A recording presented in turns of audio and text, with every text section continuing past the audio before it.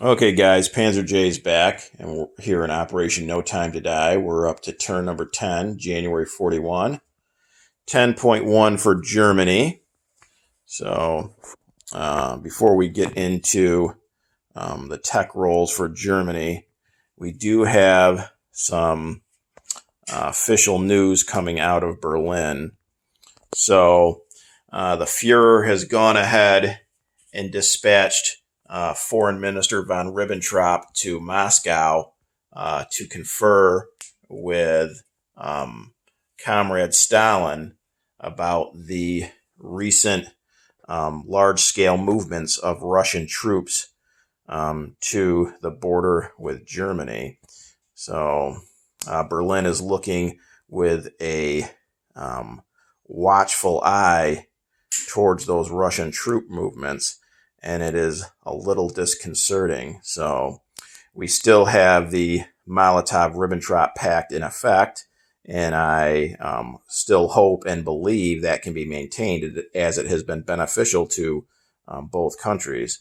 But things will depend on how the meeting with Foreign Minister von Ribbentrop goes with Stalin to see if peace can be maintained. So in response to those Russian troop movements, Germany will have to send units towards the border with Russia this turn to just safeguard Germany's own self-interest. No aggression is planned from Germany at this time, but just to make sure that Germany protects its own self-interests, those Russian troop movements have definitely affected German production this turn, and we'll see.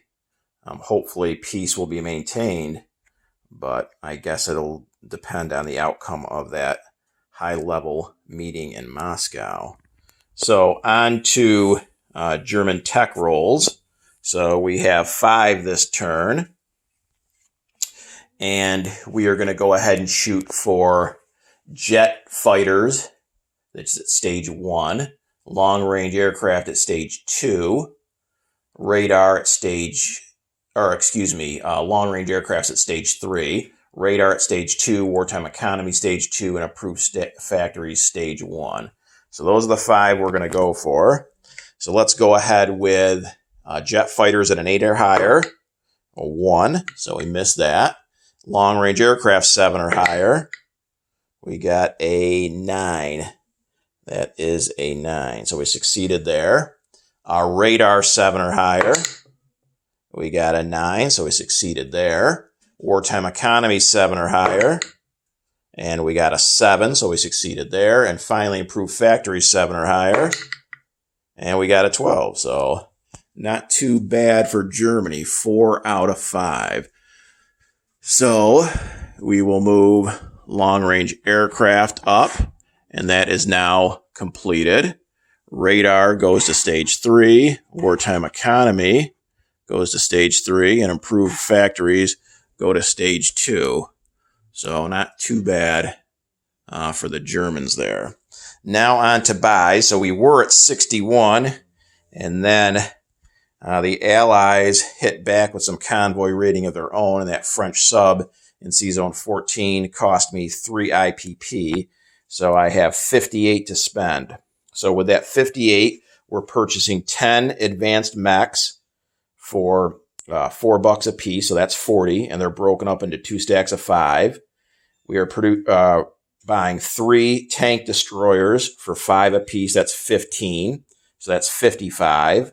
A militia for 2. That's 57. We are going to repair the 1 damage on the railroad in Aquitaine. That's 58. So that's our full 58. And then we have our free infantry from Spain. So that is our full 58. So I'm just going to go ahead now and take off the damage marker off of Aquitaine. So now that railroad is repaired. So I should be back to my full 4 rail movement capacity. And as far as attacks go, actually, I don't believe I have any this turn.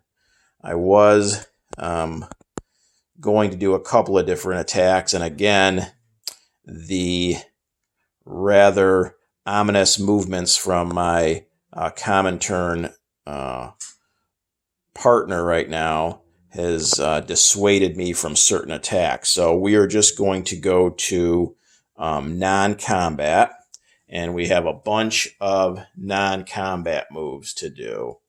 So we are going to go ahead and we are going to take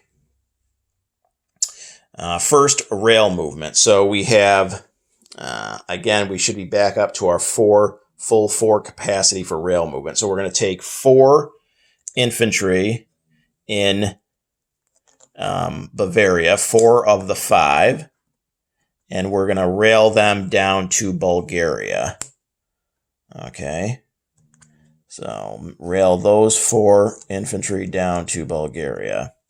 Then 2 infantry in Yugoslavia are going to go down 1 to Bulgaria. So I believe that is up to 7 infantry in Bulgaria. The cavalry in Bulgaria is going to go up 1 to Romania. The 3 cavalry in Yugoslavia are going to go up 1 to Romania. The 2 artillery in Romania are going to go down 1 to Bulgaria. The 2 planes in Yugoslavia, tactical bomber and a medium bomber, are going to fly up 1 to Romania. The 2 infantry in Albania are going to come up 1 to Yugoslavia. And I believe that's it in Southeast Europe. Then over in Europe itself, we have got 2 naval transports here in Sea Zone 15. And they are going to pick up the 4 infantry in West Germany. And they are going to drop them off in the same sea zone to East Prussia. So those 4 infantry are down in East Prussia. Then we are going to go ahead and fly the fighter that's in Berlin, that's off on the card to the side. That's going to fly down to Romania. 1, 2, 3, 4. We are going to send 2 of the 3 fighters in West Germany. They can go 1, 2, 3, 4, 5. They can reach in Romania. So that's 2 more fighters. We can go ahead and put this fighter on top of those chips, I guess. Okay, that leaves a single fighter for now in West Germany. Then the 7 air transports are all going to fly 1, 2, 3, 4, 5, and they are all going to Romania, along with taking the 7 paratroopers. Just knocked all those over. So 7 paratroopers are going also, obviously loaded onto the 7 air transports. Okay. So they are all going down to Romania. And let's see what else. Then we've got the 2 Marines in Bavaria are going to move up 1 to West Germany. So is the 1 remaining infantry in Bavaria moving up to West Germany. Then we are going to send 2 fighters from Paris to West Germany. 1, 2, 3. They can easily reach. So 2 of the fighters fly to West Germany. We are going to take 2 light armor from Alsace-Lorraine, 1 Bavaria, 2 to West Germany. We are going to take 5 advanced mechs in Berlin. And again, they're off on the card, and they're going to come 1 over to East Germany. The 2 infantry in Berlin, and again, they're off on the card, are going to come up 1 to West Germany. And I believe that is it for non-combat. Well, let's see. Maybe we'll go ahead and move our subs over in the Pacific. So this sub over here in C-Zone 122 is going to come 1, 2, 3 and just join that sub over there in 134. And I believe that is it for non-combat. So now on to unit placement. And we've got 5 advanced mechs, and we're putting those in Berlin, and I'll put those on the card off to the side.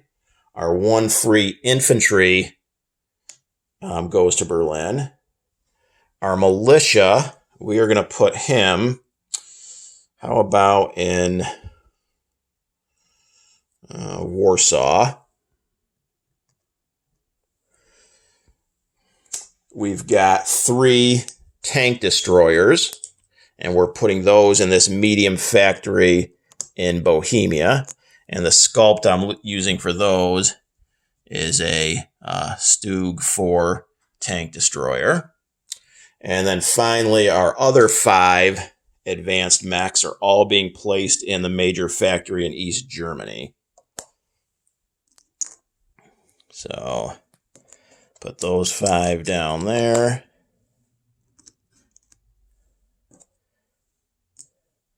So there you go. So that should be it for non-combat and unit placement. So let's just review a little bit because there was a lot of moving parts this turn. So in Paris, we still have 1 fighter, an anti-aircraft gun, 5 medium armor, and 6 self-propelled artillery. In West Germany, we have 3 fighters, 3 infantry, 2 light armor, and 4 marines. In Berlin, we have 5 advanced mechs, an anti-aircraft, and an infantry. In East Germany, we have 10 advanced mechs. In Bohemia, we have 3 tank destroyers. East Prussia, we have 4 infantry. Warsaw, we have 4 infantry and a militia. Yugoslavia has a couple of infantry. Bulgaria has, it looks like, 7, maybe 8. I'll have to double check, but 7 or 8 infantry and 2 artillery. And in Romania, we have 4 infantry, 4 cavalry, a motorized infantry, a medium bomber, a tactical bomber, 3 fighters, 7 air transports, and 7 paratroopers. And that should be it for a recap. On to collect income. Germany is still at 50 when it comes to territory. And then they have 3 for Romania, 3 for Sweden. That's 56. And Molotov-Ribbentrop is still in effect at this time for 5, so that's 61. They didn't save anything from last turn, so they'll have 61 to spend. So that should do it for Germany. Hopefully the talks in Moscow between von Ribbentrop and his opposite number in the Soviet Union, Molotov, produce some fruitful discussions and a little bit better understanding. So Germany is hoping to maintain the peace in the East, but are prepared if that does not turn out to be the case. So now turning things over to Knights Templar and the Common Turn.